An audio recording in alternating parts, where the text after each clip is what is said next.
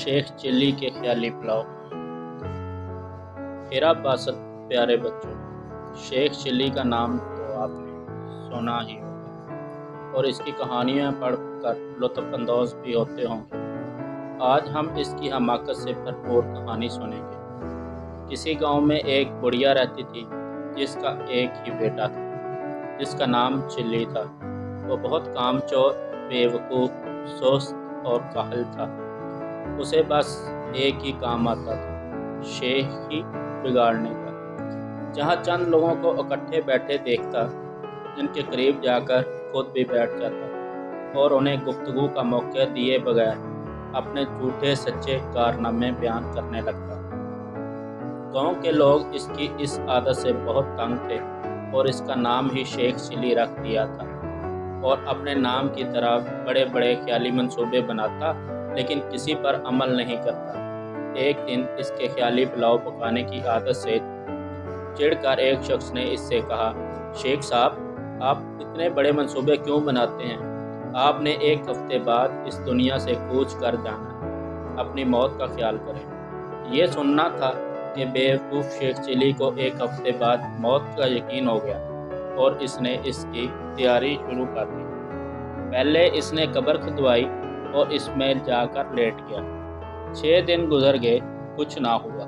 7ویں روز شیخ چلی نے سوچا کہ اس شخص کے بتائے ہوئے ایک ہفتے کا آخری دن ہے، شاید اب موت کا فرشتہ آنے والا ہے۔ وہ یہ سوچ ہی رہا تھا کہ اس کے کان پر آواز پڑی، اگر کوئی اللہ کا نیک بندہ انڈے کی ٹوکری میرے گھر پہنچا دے تو میں اسے اجرت میں ایک اشرفی دوں گا۔ شیخ چلی اشرفی کا نام سن کر قبر سے باہر نکل آیا اور انڈے کی ٹوکری اٹھا کر سر پر رکھ۔ یہ دیکھ کر ٹوکری کے مالک نے کہا، شیخ صاحب، ذرا سنبھال کر لے جانا، انڈے ٹوٹنے نہ پائیں، ورنہ ایک بھی نہیں دوں گا اور الٹا ہرجانہ بھی لے لوں گا۔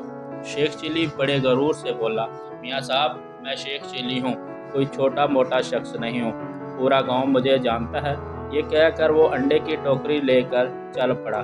خیالی پلاؤ پکانے کی تو عادت ہی تھی، سر پر انڈے کی ٹوکری رکھ کر رستے چلتے ہوئے اس کی ذہنی روح پھٹک گئی اور خیالی پلاؤ پکانے لگا۔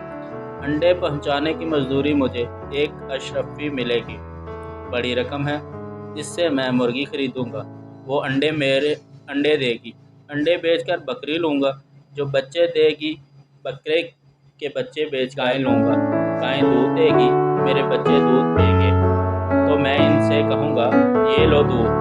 اتنا کہتے ہوئے اس نے ٹوکری پکڑنے دونوں ہاتھ ہٹا لیے، جس کی وجہ سے وہ زمین پر گر پڑا اور سارے انڈے ٹوٹ گئے۔